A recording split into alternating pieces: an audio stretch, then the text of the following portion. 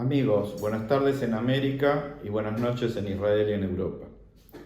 A diferencia de tantos eventos que hemos realizado en el pasado, hoy centramos nuestro homenaje no en un tema específico, sino en la universidad toda, como esa institución abarcativa de todos sus profesores y sus investigadores.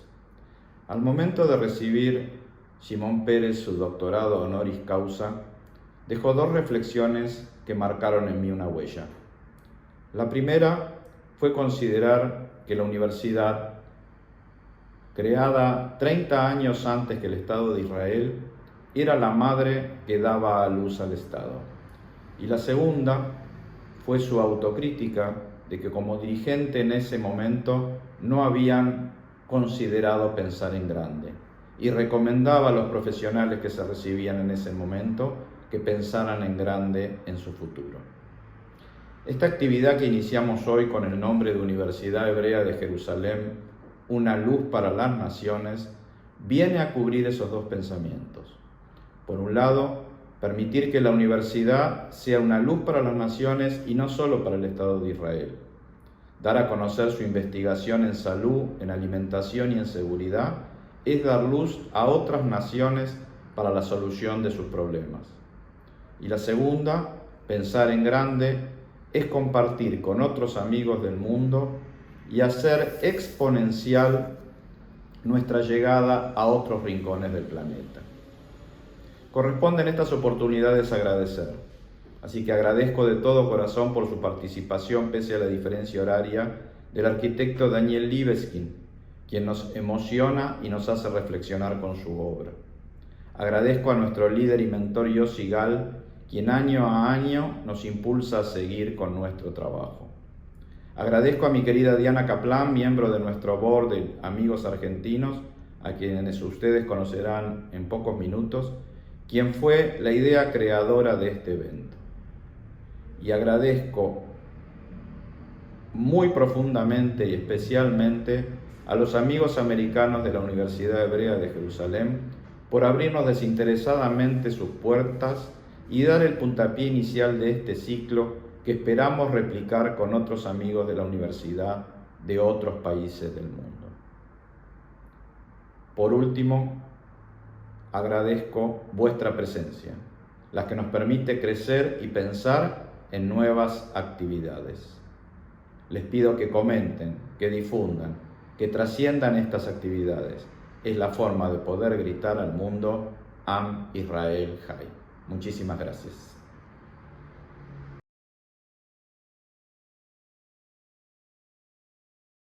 Si Israel es una luz para las naciones desde el mandato bíblico, Jerusalén y la Universidad Hebrea en particular lo es desde la perspectiva científico-académica. Los amigos argentinos queremos difundir y transmitir no solo su tarea en el mundo de la ciencia, sino también su razón de ser, su lugar en el mundo a través de su capacidad de iluminar con cada investigación, con cada descubrimiento en todos los campos. Es por eso que hoy tenemos el honor de inaugurar un nuevo proyecto, UJI, una luz para las naciones, entrevistando el embajador YOSSI al arquitecto Liveskin en conjunto con los amigos americanos. Es una gran alegría compartir con los amigos americanos esta primera actividad que hacemos fuera de nuestros encuentros habituales en Jerusalén, desde el compromiso y la tarea que nos aúna con nuestra querida Universidad Hebrea. Presentamos hoy al arquitecto Liveskin, que con sus obras intenta recuperar los vestigios de la memoria, enlazando a la piedra de cada detalle arquitectónico una historia individual y colectiva. Él es un constructor de memoria. Es interesante resaltar que el verbo construir en hebreo libnot comparte su raíz con la de la palabra que designa hijo, ben. Entre su vasta obra se destaca un común denominador para todos sus diseños. Construye monumentos que, contando el pasado, miran al futuro, dejando para la humanidad un enorme legado. Sabemos que en la Universidad Hebrea, dentro del campo de la educación, de la historia, el tema de la memoria y el concepto Zahor es un pilar importantísimo. El pueblo judío está asignado por un mandamiento vertebral, Zahor, recordar.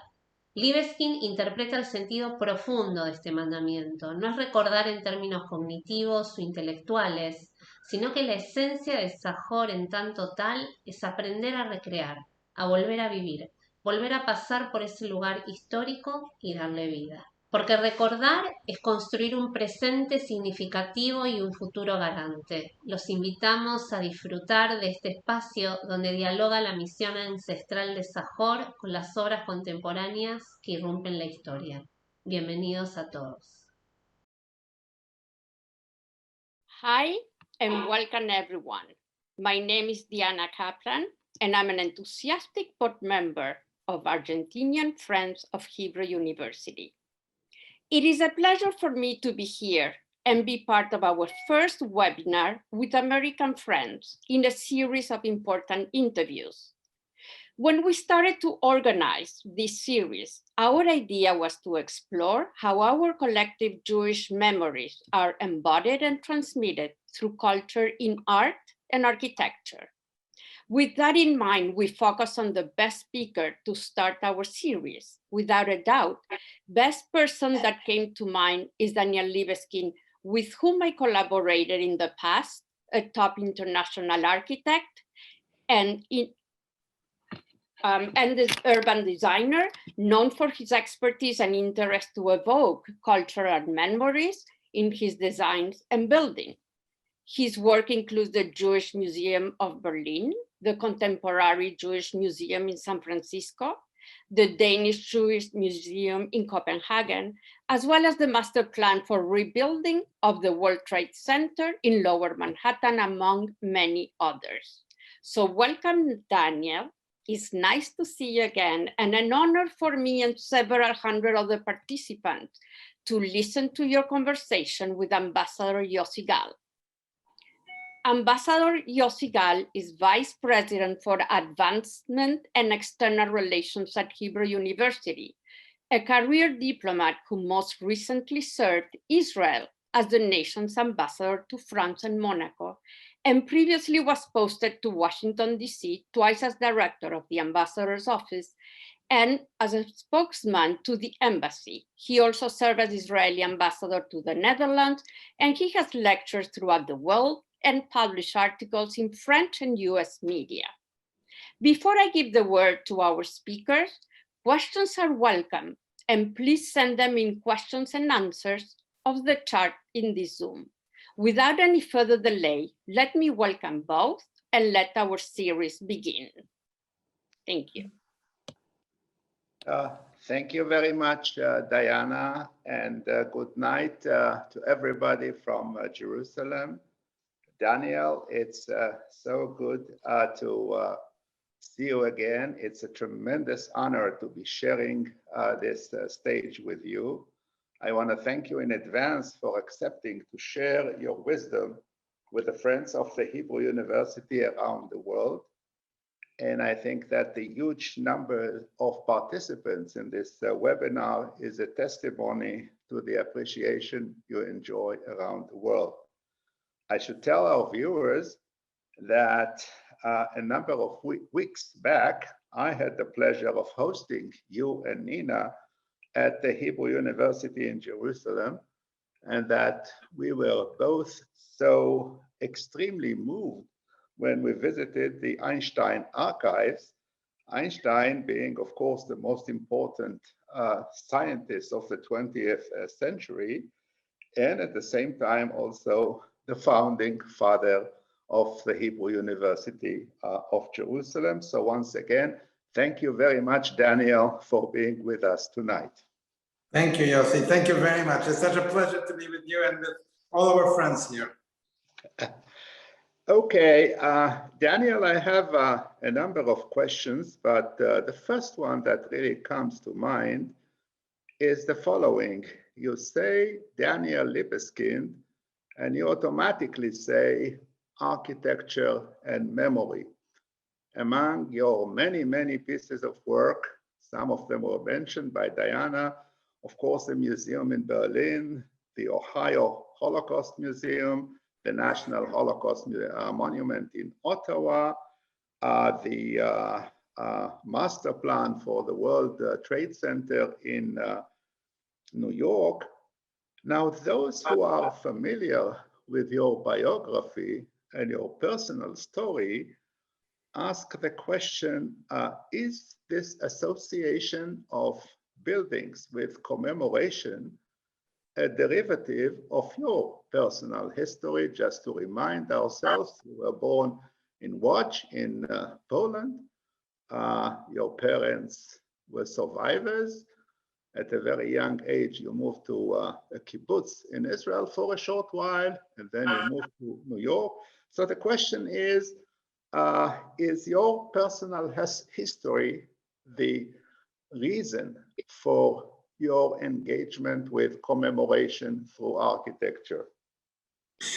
Thank you, Yossi. Well, you know, you can't really leave your background, where you come from. You don't choose where you're born.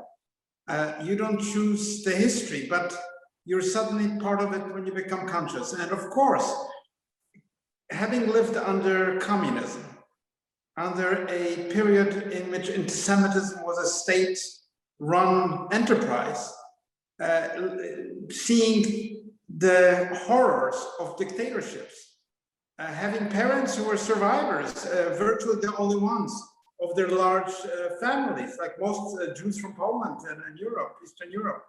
They were just among the few who were left living. And then having been able to see the kibbutz Israel, the light, you know, when we were allowed to leave, that gray darkness of where I was born and where I lived, whose language I speak and love. And then seeing what freedom really is. And then seeing New York being sort of reawakened again to, yes, all of that definitely has had an impact on how I see the world. And of course, that is part of what is worth looking into. How did the world change in that dark period? What are we to do today? How are we, again, to affirm that life is wondrous, incredible, and how to give shape to that as an architect doing buildings. So it is memory and hope at the same time. Well, you know, memory is not something one reads in a book. It's not something you can buy, you know, on the internet. It's something that one has to discover in some way, discover the profundity of memory. And to me, you know, memory is not just an additional factor. You know, there's a site, there is space, there are people, there are politics, there's economics, there's technology. No, memory is really the ground of architecture, as far as I can see it. It's not the earth, which is the ground.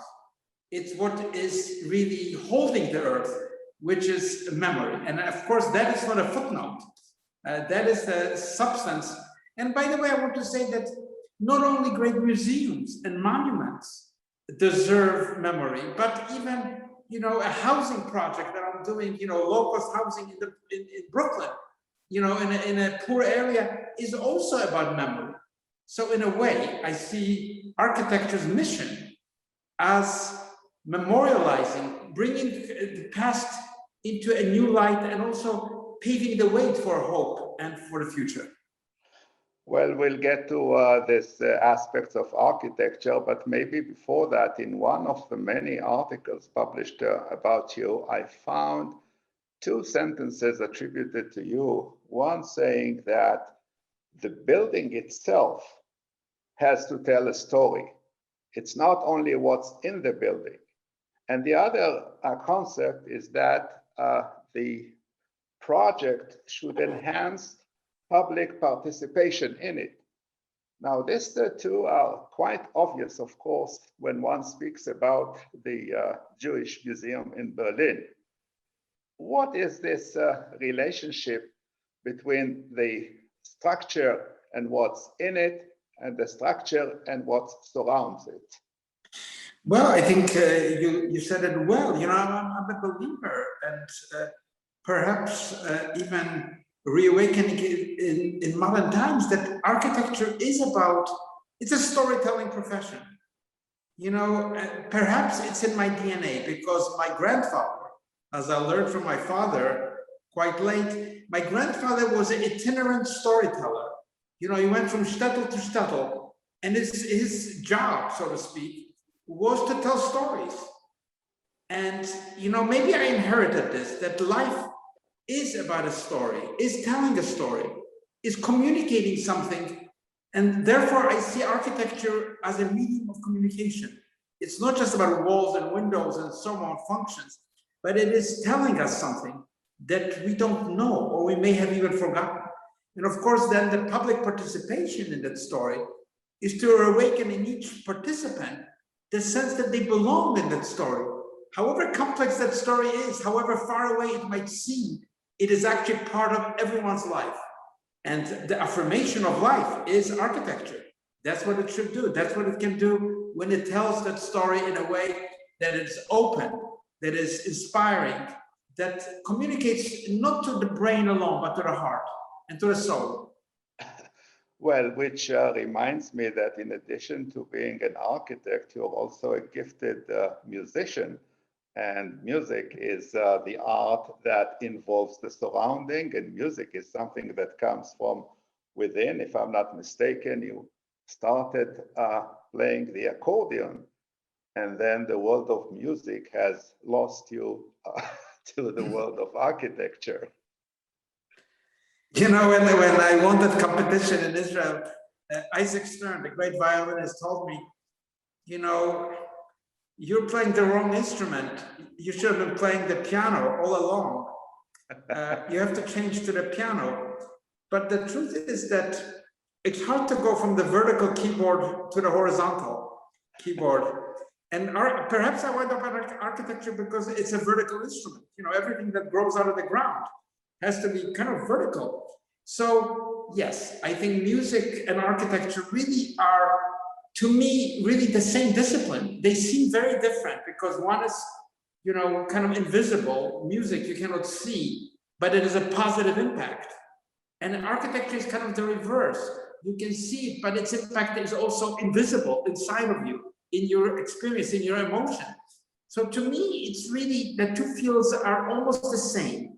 And it's not by coincidence that people have said architecture is, you know, music, frozen music.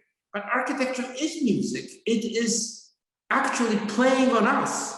It's an instrument that plays on our sense of who we are and gives us also that joy that music gives us. Well, to us, the non-experts, they are both a beautiful kind of art. I mean, different arts, but art where... I wanted to ask you another question about architecture today. And the question is, I have the impression that, and maybe I'm wrong, that the world of architecture is changing somewhat the direction towards buildings that are less complicated, easier to maintain, more functional. Now, where do you stand in this debate of the architecture? Is it the extravaganza of art versus functionality? And I know that I'm putting the two extremes, and the truth is somewhere in the middle. It's a very good question, Yossi. Look, we talked about music just a few minutes ago. Let's take the Stradivarius. Let's take a violin. You know, it's a functional instrument. It's also a work of art because we also see that it's made in a way that is like an incredible work of art in 3 dimensions. Now, the violin, when it's not played, is only an object.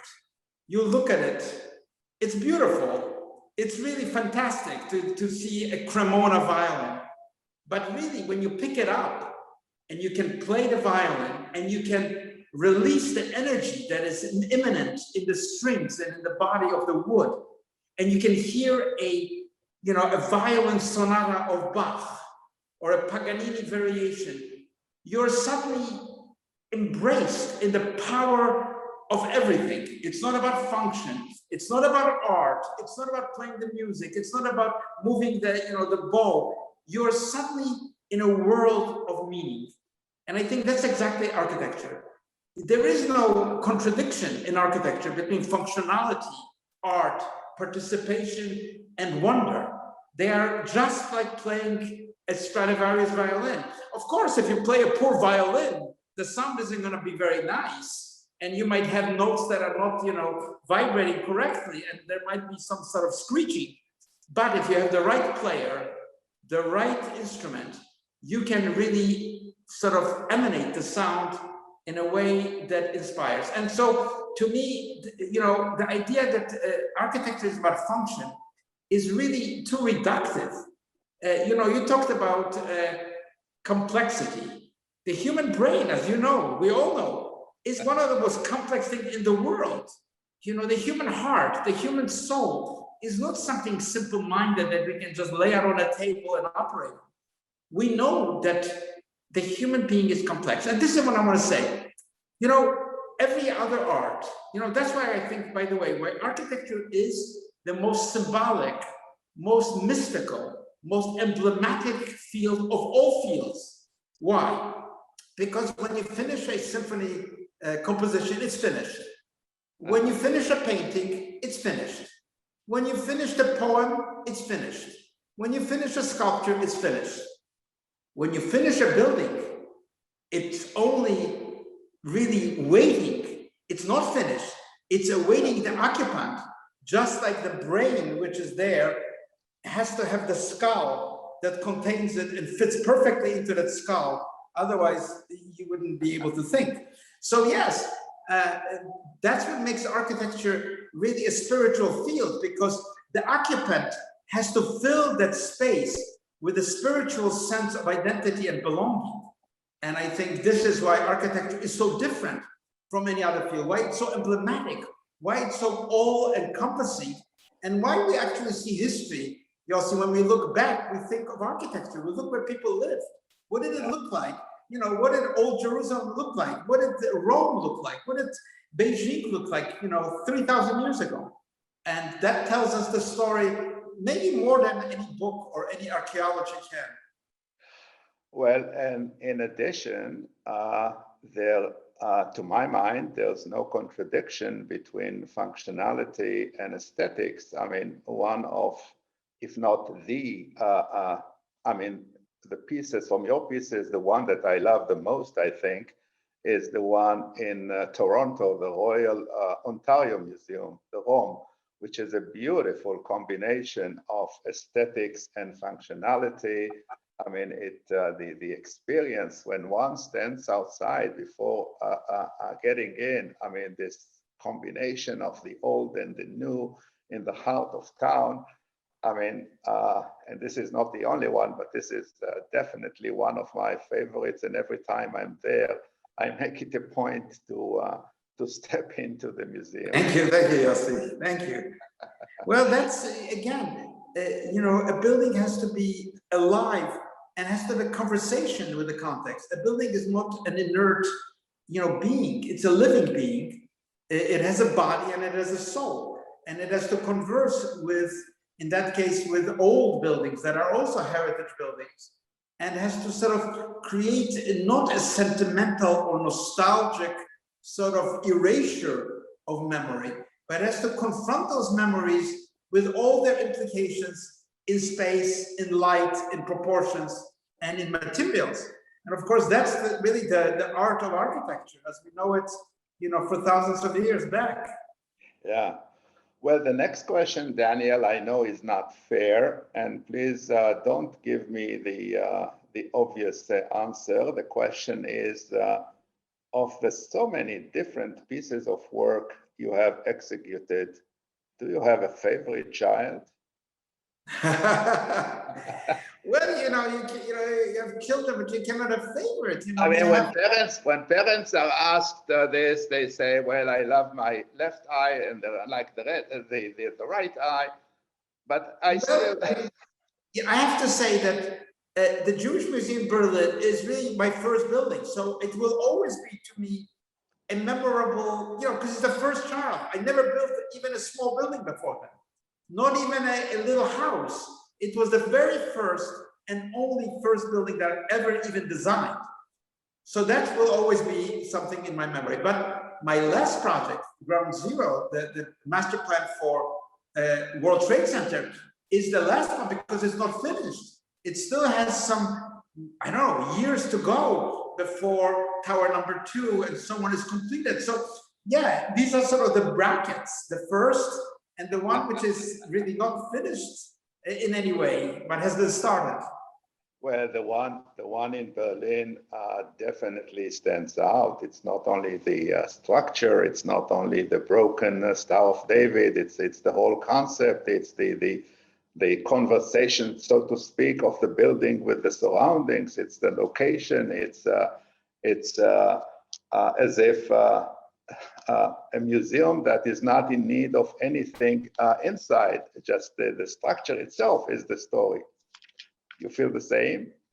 Well, no, I designed it for, as a museum, but I thought that, I'm not a fan of just the box, stuff everything into a box.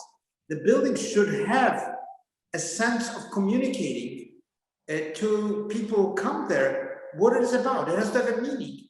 A building without a meaning, standing on the street, does tell you still a story. Every building tells a story, but it tells you a very short one. Mainly, I have nothing to tell you. It's a kind of the theater of the absurd. It tells you, I have nothing to tell you. It's not a very interesting building. But I think a good building has to tell you that story even before you enter and enjoy the exhibits. And that's how I designed that. I designed it that it should mean something, that the openings, the doors, the materials, the scale, the acoustics should really be part of your experience. And of course, everybody will experience the building in their own way. And that's part of the art of communicating. It's not about some general message that is being sent to someone, but to give everybody the open space, the sort of territory that is completely open, a new horizon, that one can find oneself in a new way, in a new sense of understanding how the future might relate to the past. Yeah. Well, Daniel, I'm a Jerusalemite by birth. I lived in Paris for 5 years. Jerusalem is undoubtedly the most important city in the world. Paris is undoubtedly the most beautiful city in the world. And I'm a great admirer of Rome and Florence and cities like this. And the historic cities. And the question I have to you is that the urban architecture left to us by the giants of the past is not to be found on a same scale anymore. I mean, you walk the streets of Paris, and Paris itself is a piece of art. You see the aesthetics everywhere, from every building.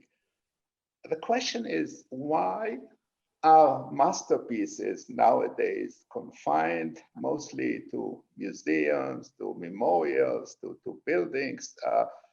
Have we lost, the appreciation of aesthetics in general in our major cities? It's a good question, Yossi.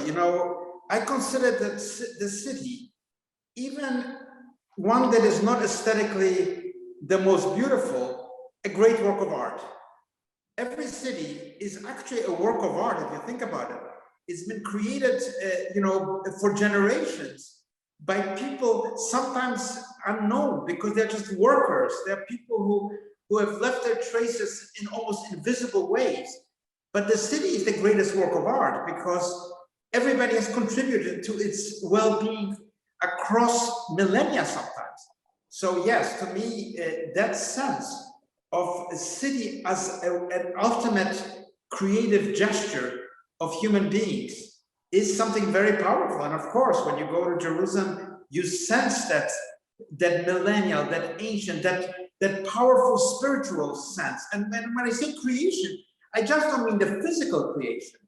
It's the spiritual creation that drives the hand, that drives the hammer, that drives the carver. So yes, it's a transmission of spiritual power. And I think the cities we admire, we can see that very, very strongly in the light, even of pollution, even of global warming. We can still decipher that inspiring gesture that we have to somehow not only maintain, but recover and make vivid again in our own lives. Well, I think you understand exactly what I mean. When you go to Siena, you don't go necessarily to see the Piazza del Campo. You go for the spirit. When you go to Florence, it's not the Piazza della Signoria that you look after, but everything. I mean, the spirit, the same holds for Jerusalem. But in the modern day and age, I have the feeling that we somewhat lost this concept of art that relates to much more than the beautiful structures, the beautiful buildings, the beautiful memorials that you are constructing. Well, I'll give you an example, Yossi. I built a large residential tower in Warsaw. Now, most people wouldn't consider Warsaw like Florence or Siena or Paris. And yet, when I look at Warsaw, look at what is there through the destructions of the Nazis. The city was leveled. It was really, their idea was to eliminate the city altogether. And the Poles rebuilt it, you know, during the early communist time, rebuilt it in a very sort of crude way, but rebuilt the old city, Stare Miasto. They rebuilt it with a sense that this is our city. We didn't die. This city will live forever. And there is a beauty in that suffering. There is a beauty in that action of rebuilding a city after that violence of catastrophic 20th century history. So I think one can find the beauty. One should not sentimentalize too much a particular period, but look at our time and look at what was destined through destruction, through violence, still to be able to communicate to us something of a beauty that is maybe different. It's another kind of beauty. Yeah. It's not the beauty of the old. Yeah, but there's still the question of character. I remember when I was stationed in the Netherlands, where architecture is very, because of the Calvinistic upbringing, and I myself lived in a house designed by a famous Dutch architect, Dudok, who was a student of Verlache.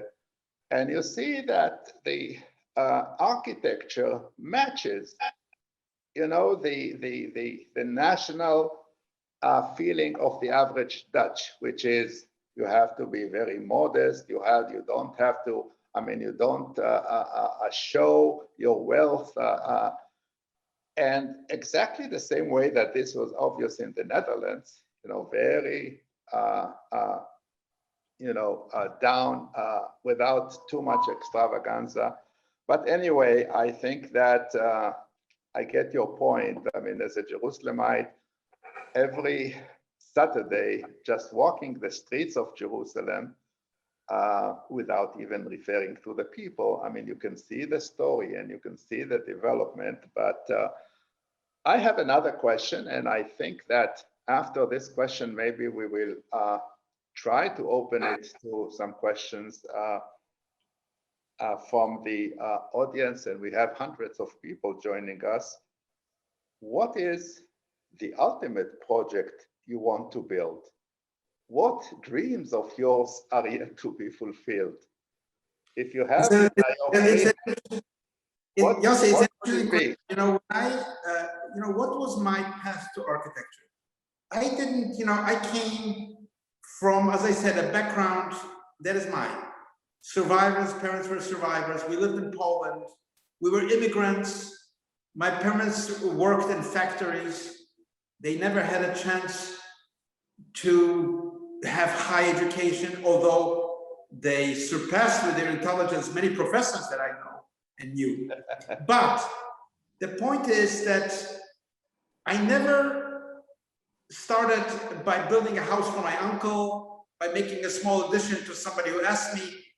I didn't have that chance. What I started to do when I was interested in architecture is started to draw. Now, what did I draw? I didn't draw fantasy buildings. I didn't draw imaginary cities. I didn't draw imaginary castles, because I thought, how useless that is without a social context, a political context, a sense of reality. What can I draw if I don't have that? Client. So what I drew is, in my works called micromegas or chamber works, large series of drawings where my path to architecture was architecture. I drew a kind of structure of what is possible in architecture. In architecture space, given the language of drawing, which is the language of architecture. You have to be able to draw. Without being able to draw, you cannot even build a small table. You have to be able to draw it.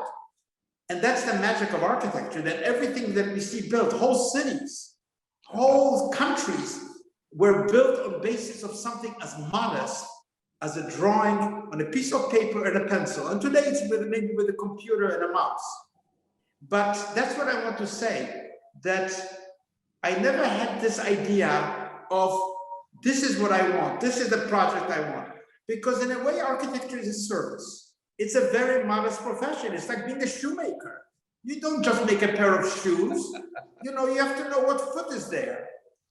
Otherwise, you should really not do a shoe for anybody without measuring their foot. So it's a service. You have to be asked to do something. Mr. Liveskin, can you do us a low-cost housing? Yes.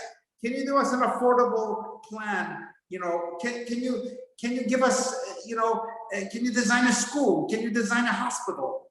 That's really when you begin to connect the ambition with a particular site and a genius loci. And I'm a great believer that this utopian architecture that can be anywhere, can be like a Sputnik sent anywhere in the world, is not really conducive to human happiness. This abstract architecture that is kind of universally disseminated through global economics or through sort of madness has never interested me, because every site is unique, every site is memorable, and you have to deal with this specific place in order to be able to listen to the voices of the site, to see what is not visible really any longer, and yet bring to life that particular location and that particular program and that particular design. So to make a long story short, you need to be asked to their building. And you need to have a real political, context. And I say political because architecture is the only truly political art. By political, I mean it's politeia. It's the citizens. It's a civic art. It's not a private art. I often envy artists who can go to their studio and make a painting. They don't need a permission from anybody. A composer doesn't need a permission to compose, a song. A poet can just write anywhere, walking. But an architect, remember, architecture needs a legal permission. Even a small house that I'm constructing now in Israel needs a, permission, legal permission. There has to be a stamp of authority. And so this is what differentiates really the art of architecture. And by the way, architecture, let me just say one more thing.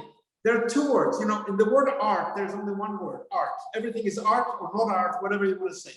But we have two words. We have the word building and the word architecture, which means you can make a building, which is not a piece of architecture at all. It's just a building, it's nothing. Or you can draw a piece of architecture, which has never been built, by Palladio or by Malevich or by something, which is really a piece of architecture. So there is the differentiation that permits us to see that it's an art. I am tempted to ask one last question that may sound a bit bizarre. Is the world of architecture going to be affected by this plague of Corona as we are getting out of it? We, for example, at the Hebrew University, were forced, of course, to move in no time with 3,300 courses to move them to the virtual world online. And more people started working from home. And there are those who say that maybe you don't need so many buildings now. Maybe the option of working from home is going to be, is the world of architecture going to be affected in the long run? Or is it too early? Yes, I think, architecture has always been affected by threats to the city. Bombing a city is a threat. we've seen this at ground zero. We've seen the 2 major buildings destroyed in a second. So violence, war, destruction, but that destruction can also come from pandemics, from threats that are not visible to us, biological warfare, from all sorts of things that we don't see with our eyes, so to speak, normal accidents. So yes, we have to think about the threats to the city, but I'm a great believer that we can respond creatively. You know, the world will not always be in the state of war. The world will not always be in a state of fear. The world will not always be in a state of the pandemic masking. So yes, we have to consider that the technology is changing the world. We can communicate now as we are now doing. We can work remotely from home. We can redefine spaces, make them better, make them more flexible, make them more human, give them a human identity, not get caught up in just a formula. And I think this is what I want to say, that architecture is the art of freedom, because architecture has to give freedom to people. It's not just an art of putting people in, you know, into a box. It's an art of offering people a sense of dignity and a sense of space and light and a horizon that is rich with possibilities. So I'm a great optimist that this pandemic will make us rethink many things in a positive way and really not let us be led into fear, depression, and violence that we often fall into, especially when we have, you know, leaders that are autocratic, anti-democratic, and fear-mongering. So yes, architecture is about freedom. Daniel, I see that we have lots of questions on the chat. I'm turning to our American friends. Do you want to take over from here in presenting the questions, or should we read them? You can read them, or I can read them, whatever's easier. You go ahead, you do it. Okay. So first we have, where did you get your inspiration while designing the Jewish Museum of Berlin? Where did you get the idea to be experiential?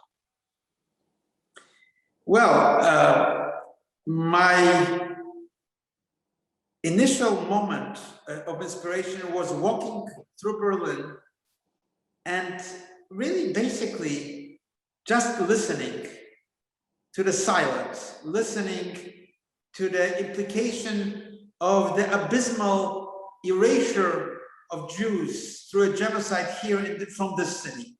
And then I thought of the city. What is this city about? It's not just about the stones and the earth and the obvious things, but it's about Paul Celan, it's about Mies van der Rohe, it's about Walter Benjamin, it's about Arnold Schoenberg, it's about Rachel Varnhagen. And I started to create a sense of those who are not visible, not audible today, to bring them into the sense of the city today, and to really do it through a kind of void that cuts across the city and yet brings the city through a hope and through light back into a new focus as a capital of a different country than it was before. So yes, I was definitely inspired, and very literally, it was not a metaphorical inspiration. I really used Schoenberg's incomplete opera, Moses and Aaron, structurally in the void, in the void of the building. I used Walter Benjamin's Einbahnstraße, the one-way street, in really creating the programmatic sense of the zigzagging history. I used Paul Celan and Rachel Varnhagen, great Germans and Jews, Friedrich Schleiermacher, the theologian, Kleist, the poet, E.T.A. Hoffmann, the great storyteller of Berlin. I used them all in a sense to create a building that is materialized on that street.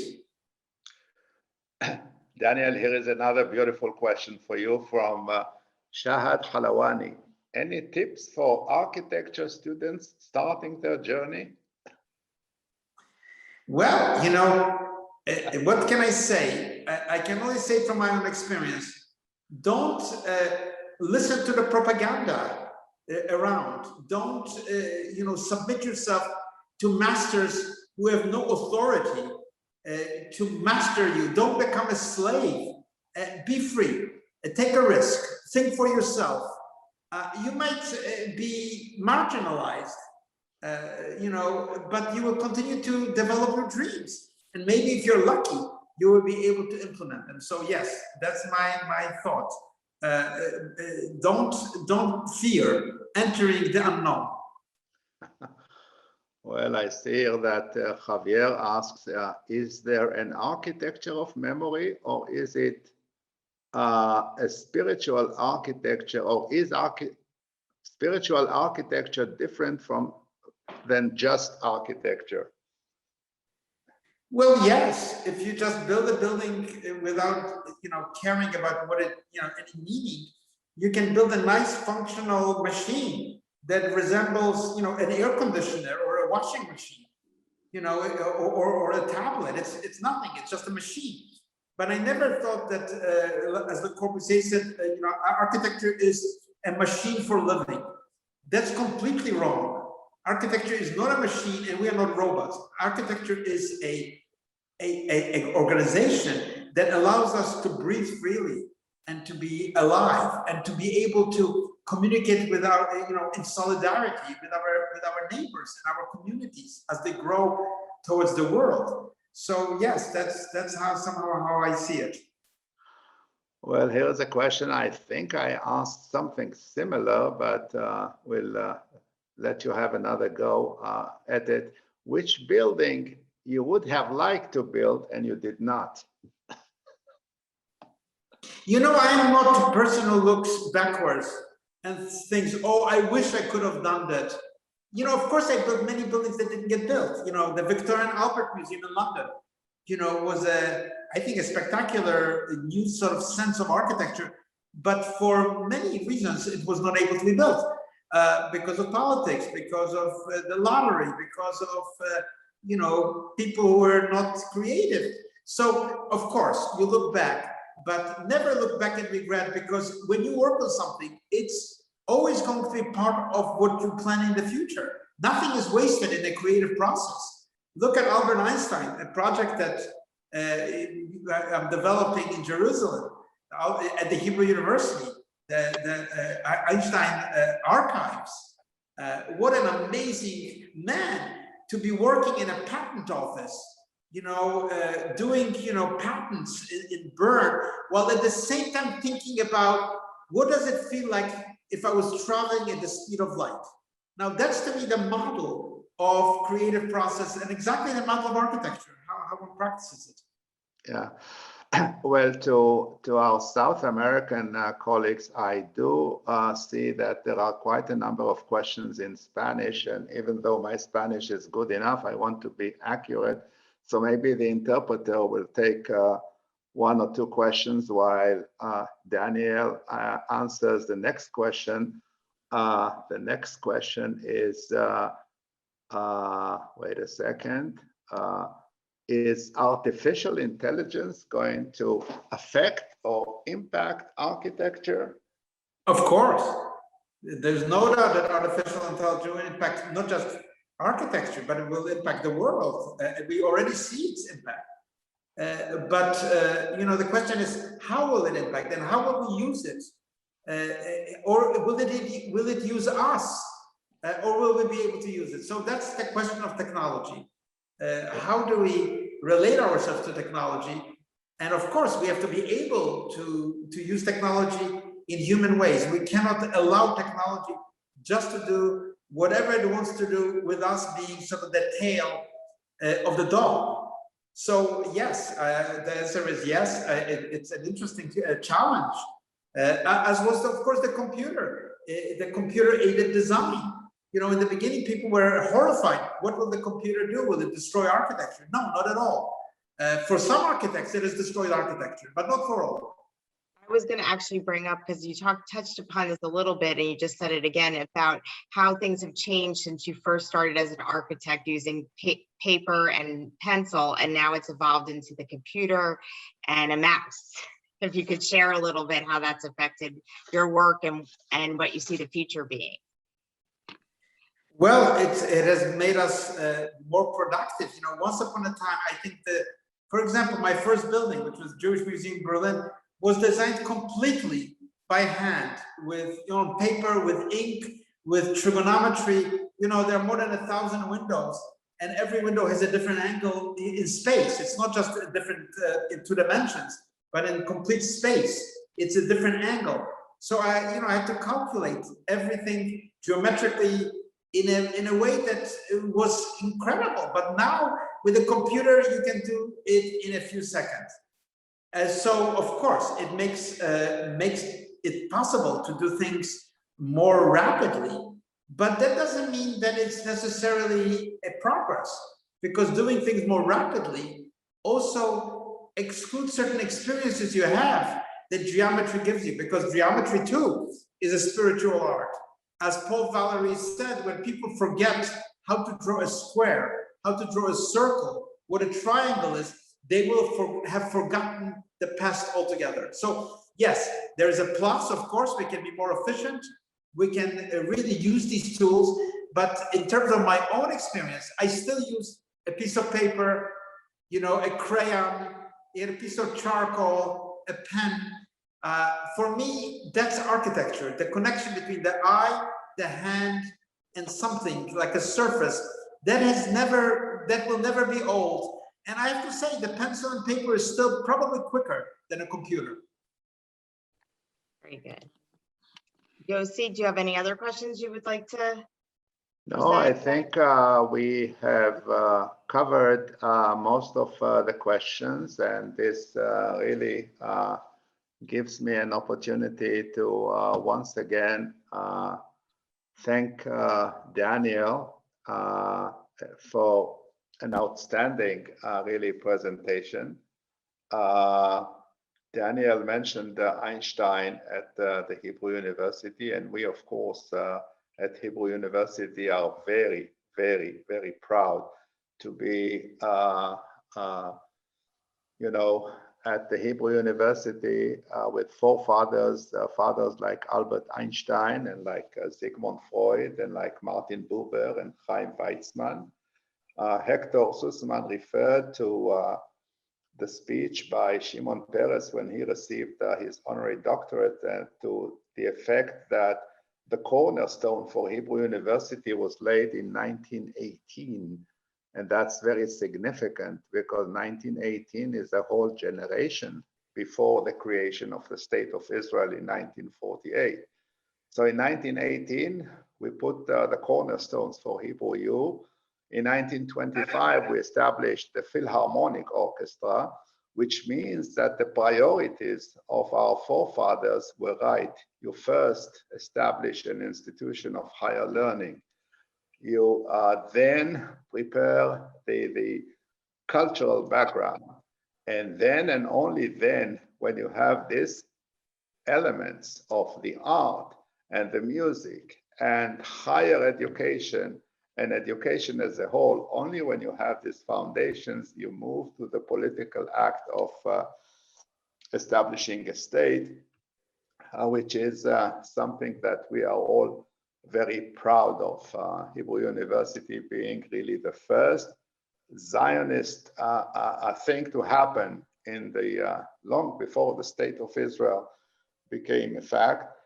And we feel this tremendous responsibility of, with the carrying on our shoulders the tradition of these giants of Weizmann and Bialik and Einstein and this, but at the same time being in the forefront of what higher education is. So tradition of innovation. I mean, there's no contradiction between the two. It's the tradition we carry on our shoulders, but it's being in the forefront of innovation, leading the research in this country. And I want to thank Daniel for his association with us. I want to thank our friends in Argentina for this beautiful initiative, our friends in North America and friends everywhere for joining us. And Daniel, hope to see you soon in Yerushalayim, in Jerusalem. Thank you, YOSSI. It's been wonderful being with you here, even if it's only in the street, but we'll be in Jerusalem together very soon. Thank you very much. Thank you. Thank you so much.